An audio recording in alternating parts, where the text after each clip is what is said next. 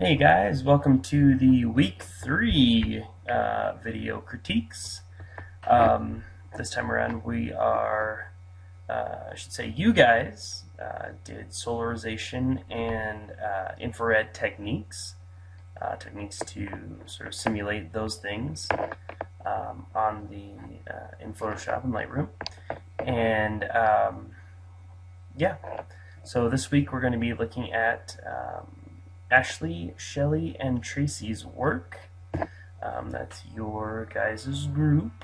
And yeah, without further ado, and without any more uhs from me, because I know I say it a lot, my wife makes fun of me for it. Let's get into it. So, Ashley's work, and already I'm liking what I'm seeing. Sorry, I just want to be able to see the whole thing on one time here. I remember looking at this and it took me the longest time to figure out what this was. Like, I wasn't sure if I was looking at some sort of like huge forest fire, like from way up in the sky, or if I was looking at a small thing, or like mist or smoke, or what this was. Like this, I had to go through and look at this image within the context of her contact sheet before I really got it. So maybe we should do that first. I know Ashley usually puts her images first and then the contact sheets. And I actually don't have any preference one way or the other. But just to get a little bit more in depth with this, because I feel like as soon as we talk about the two final images, it seems sort of like a anticlimactic to go through and look at all the contact sheets. You know, if we've already just simply talked about the two. So let's start there. Looks like you gotta let us know. I'm liking this just as a sort of visual element. This is really cool.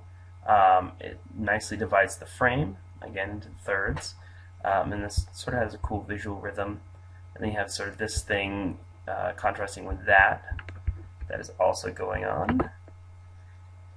And you seem to have sort of realized the visual potential of this, because you have a few different ones here, and actually I think that's really sort of interesting what you've done, sort of working with the different angles and sort of looking at this. This is also really nice, although I do wish it stopped like right here.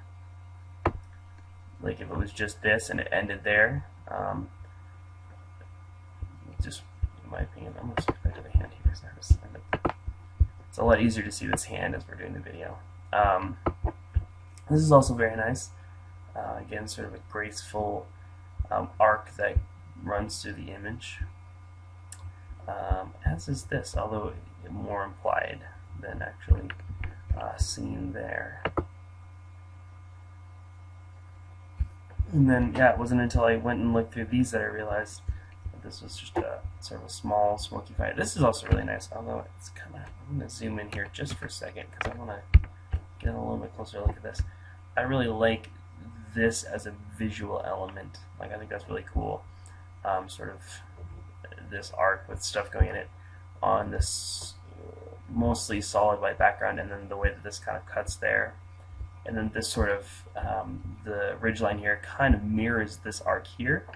I feel like that there's a lot of really interesting and sophisticated stuff that's happening there that I'm really sort of adds to the visual experience of looking at her image. And then, yeah, one of these ones is the infrared one. This is also nice. Again, I think actually one of your biggest things that you do well is that you're able to take relatively simple elements and make a really nice image out of them. That's a really, as a photographer, a really, important skill to have. Like just the way this is put together, it's really nice and tight. You've sort of filled the frame with all these elements, and they all make sense. They all, sort of work as, Quonset hut, palettes, snow. But they also kind of have like a visual logic, where they sort of work out as like rough texture, vertical lines, vertical arcs, horizontal arcs. So there's sort of they work as themselves, and they also work really well as formal, or even almost to the point where they would be like abstract elements that I really enjoy. Again, this is always fun, like when that happens. And like this is really cool. Like again, sort of this repeated visual form, horizontal, within these other elements coming down and sort of breaking that down. So really, being able to make interesting images, I love that, just of sort of the mundane or average everyday stuff, is, I think, a really important skill to have as a photographer, because the truth is, if you can make a good image out of a leaf in a puddle, then when you're shooting, like, I don't know, Angelina Jolie or something, then you know that you can make a good image there, because you've made a good image out of really simple elements. And it's knowing how to put an image together like this. We have this nice sort of these different levels of things happening in this nice sort of graceful arc here. I guess the point I'm making is, if you can make sort of the mundane stuff look interesting, when you do have something really interesting like the beach at Hawaii, or something else that's inherently dramatic, you will have an easier time doing it. Or even more, you don't need that stuff, right? Because you have, that's really cool too. There's some really interesting stuff here. It's like you don't even need to try and get Angelina Jolie, because you can make an interesting image of a puddle and with a leaf in it. So yeah, I think that is always a real important thing to be able to do. So anyway, I'm going to stop prattling on. Let's head right back up to the top. And now that we've seen all that, let's look at this and sort of judge these. Zoom out here again. And then this was your infrared. Yeah. It's weird because you sort of get a little, it's almost like a little bit dreamy in here, based on that effect. It's sort of like these weird, swirly, fuzzy things that, abstractly we know are hay bales, but they just sort of look like these weird, swirly hair things somehow. I don't know. I really like that. And again, like, this is so bizarre, because in parts it looks like it's kind of like clouds, and in other parts it looks like it could be like a fire, a smoke, or is like, what's going on? I sort of like that uncertainty. I feel like that's really a visually interesting thing to do. So excellent work once again, Ashley. Next we're going to move on to Shelley's work. It's funny. As I was looking through this, like in a lot of these, the snow on all this stuff kind of made it already look like it was a color image that was in infrared. Because one of the biggest shifts that you get when you go from in color, when you go to an infrared, is that everything that's green turns this like white. Just, the look of what infrared film does with the shade of green. It makes it really bright and white. So to see these, I was like, did she shoot all of these and then convert them to infrared? But first then I realized it was just snow and everything. But anyway, really cool. I really like some of the stuff that's happening here. I'm fairly ambivalent about the sort of Dutch angle, the way that this is like diagonal like this. But what I do really like is the snow on the tree, this sort of like polarized look where it's lighter on the bottom, gets darker blue as it goes up. That's all really nice. And I thought there was a number of really good ones involving her using sort of the snow and tree branches and sort of stuff like this, where it's just visually kind of fun and interesting. This is also really cool. Again, you have some repeated forms. part of it for me is probably nostalgia, because it's sort of the, leaves with, or branches piled high with snow as sort of reminds me of being a kid. But I mean, I think that you really get it's like some of these elements become almost abstracted, like, these, because there's no leaves on these branches, because they're so dark against like this, a lot of white in the background, they become almost like you can imagine them being like veins, or sort of like, I don't know, roads on a road map. Like they kind of open up into a lot of different potential readings of the image, I guess. I feel like I'm kind of babbling. Hopefully you're getting something out of this, Shelley. Really nice, really well put together. I think this one and this one, even this one, like there's some really kind of cool stuff that's happening with an overall muted color palette. You have like browns, different shades of browns and tan, a little bit of green in there, and then a lot of white. I feel like that's always something that at least I'm always attracted to, because you sort of, I don't know, it's similar to what happens when an image goes black and white, where as you're removing some of the sort of things that happen in your brain when you're looking at various colors together, when you remove a lot of that, you really start to focus on stuff like composition, like sort of tone, quality of light, tonal values in here. That so you have sort of that going, and then you also have, I'm going to switch back to this hand so you can actually see what I'm playing. You also have, you do have some color elements in there, so it's sort of in between there. I hope that makes sense. Again, I feel like I'm just really babbling, but I like a lot of what's happening here in these.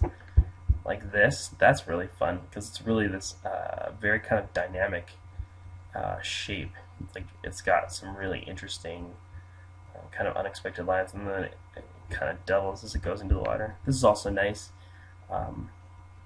simply because I like the look of sort of these elements. And you get a little bit of red. It feels like it's still within this muted color palette, but it is also kind of like warming it up a little bit, sort of adding another element that isn't present in some of these. Yeah, there's a real nice sort of gentle use of light in all these that I'm also really attracted to in terms of photographic stuff. Alright, so again, as with other ones we've seen, she did the 3 different versions. For me, the infrared lecture does look the most like the traditional infrared sort of process. So yeah, I think that I would say, again, I'm glad to see all 3 of these, but I think that this is probably the more accurate. And then let's look at your solarization. And again, I would say solarization lecture, well, I mean, this is either one, probably. I mean, to me, this looks more like solarization, but this looks maybe like it might be a little, I think just because of the added contrast here, it might be a little bit of a better version. This just looks more like solarization to me. So yeah, nice. And oh, I feel like I sort of went off on a tangent there. Or I sort of missed a step. A few different people did this, where they did the 3 different versions, the version from the lectures and the version from the book. If it ever comes up again, and you feel like you just want to choose like one or the other between these 2, I would go with the lecture version, simply because I can change what is in the lecture. Our school does not let me, suggest a different book. The book is the book, and I don't have any control over that. So if you feel like you have to choose between different versions, go with the lecture version, unless it just doesn't make sense to you at all. But I mean, I think this is probably, if you feel like, you're not sure which version to go with, do a little CYA, which, as we know, stands for cover your ass. Include all three. There's absolutely nothing wrong with this, and this is actually, good. I mean, this is a good thing because it shows me that, that you were willing to do multiple versions in order to get the correct version. I think I realized that I skipped over that the first time that we went through this. Okay, so last but not least, we have Tracy Davis. I'm not going to make these any bigger because the resolution on her contact sheets is a little bit low, but there's some really kind of fun stuff. I love these ladybug costumes, and then, like I said, the relationship going on here. I also really like the use of color in these.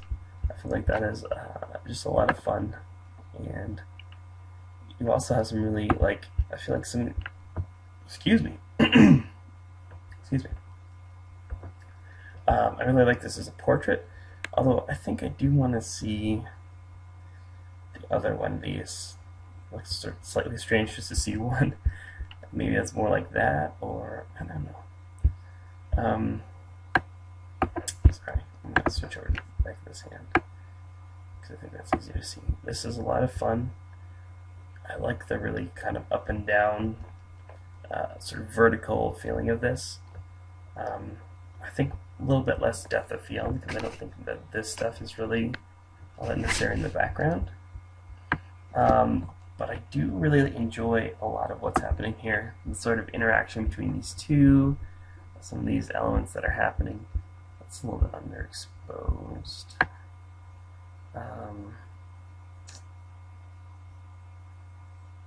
There's really kind of a lot of fun stuff here. So I'm then going down to these. I'm actually going to zoom out again just a little bit more. Now, to me, let's start with these top ones. This just looks like you turned it black and white. I'm not really seeing any, like an infrared effect. I mean, this one just looks like black and white, and then this one looks like high contrast. This actually doesn't look like infrared or solarization to me here. This just looks like you added a lot of contrast to the image. So I'm not sure what happened there. Tracy, if you maybe we're having trouble getting the effect, or what, or maybe, I'm not sure. But if you want to, you can respond to the video and let me know if you're having any issues or anything. But yeah, I do like this image. This is kind of weird that they got scrunched on this side. A little bit this way. But I do like that image. Alright, so that comes to the end of the video here. We're wrapping this all up. So yeah, now comes the point in the video where I ask you to